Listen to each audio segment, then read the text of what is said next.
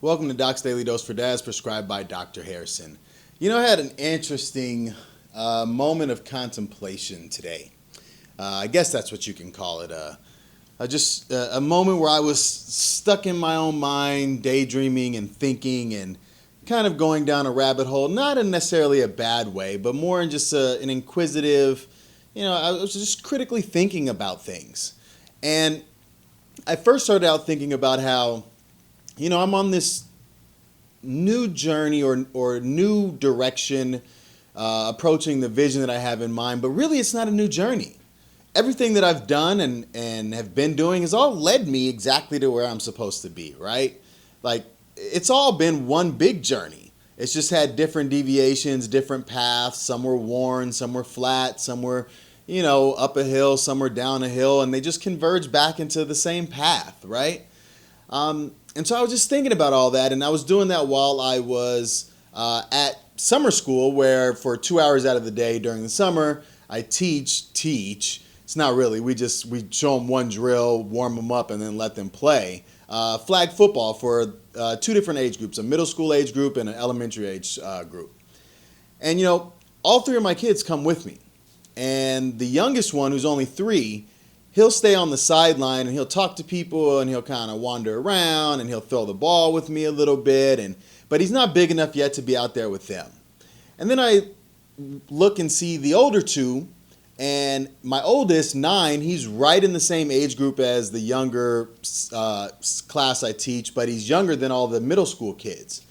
And I think about when he first started playing flag football, how tentative he was, how he wasn't really sure what position he liked. And now he's got like his mind set on quarterback, and he's been practicing, and his arm's getting really good, and he's no longer intimidated, and he's charging at things full speed ahead. And then I think about he's in the right age group to where it's with his peers plus a little bit older to, build his skill above his peers. And then my middle one, he's 5. He turns 6 at the end of August, and he's playing 3 to 8, about 3 to 7 years above his age group. And but he's out there balling, and he's never had any hesitation or intimidation. And that's partly because he has an older brother. And I thought, wow, they all have different journeys. Even though there's a lot of influence I play, we're at football, and they're all doing some facet of it. They all have their own journeys and own pace, and everything's taking shape in their life the way it should for them, their journey.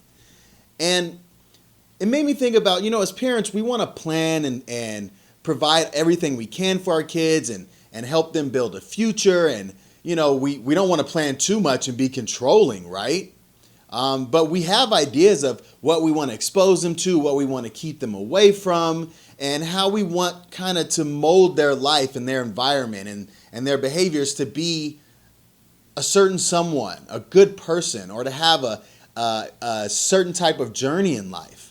But at the end of the day, I don't know if we can control any of that, nor should we want to. Now, I'm not saying you just let them live willy-nilly, right? So I was like, well, how do I approach that then? And then so I started to reflect on my own childhood and my upbringing. And, I grew up with my sister. I've got two younger half-brothers and one older half-brother who passed away. But my sister and I, we grew up together in the same household with my mom and dad. And my sister and I had very different journeys. Very different. They couldn't be more opposite of each other, right? But yet, we remained really tight and close, except for some middle school years where I thought I was too cool for school, right? But we remained really tight and close. And even though I thought maybe I've arrived at where I'm going and have a more of a steadfast approach and know exactly what my journey is going to be, and I seem more ambitious and gung-ho, well, I'm still finding my way. And my sister, even though maybe I thought like she's got to go through some growing pains and trials and tribulations, which she went through, different ones than me, but maybe harsher, that now she's finally found her way and things are coming together for her. Well, what was the common denominator? What was the common factor there? We had such different journeys, but yet we're both ending up in places of being better people, being good parents, living the life that we want to live and pursuing that and approaching things in a certain way. And it was the foundation. And that's where it was, aha. That's where, as a parent, I can help mold the journey. It's not about carving the path for them. It's not about putting up the road signs and the roadblocks or leading them in a certain direction. It's about giving them the foundational skills so that they can carve that path themselves, see those roadblocks, ask you for help about them when they need them, right? Instead of you constantly being in their way, and them crafting their own journey. So that falls back on us as parents. What my parents did with my sister and I was they set a foundation where family was everything. It was the number one, especially because we were so small, where unconditional love was part of that, where we supported each other. We looked out for each other. We had each other's backs. So instead of focusing on what route the kids will end up, who they're going to end up being in life, focus on what foundational skills you want them to have within themselves and with each other, so that when they're on their journey, they can be the people you know that they can be. They can maximize that potential. They can be those great individuals you know and love, and they don't stray from that. Or if they do, they still have that foundation to always be able to come back to. So don't control the journey. Don't even try to plan the journey. Let them have their journey, because everyone's got their own. Give them the foundational skills they need so that their journey will be theirs. It will be enjoyable, and they will be strong enough to see it all the way through to the end.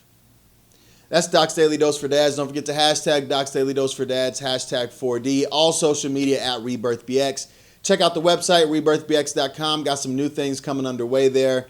A health and wellness portion of the website. Hopefully that'll be done by this weekend.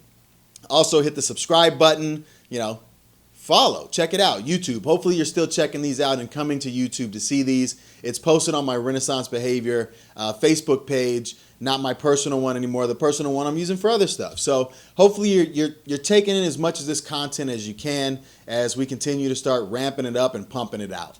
Enjoy the rest of your day. I'll talk to you guys tomorrow.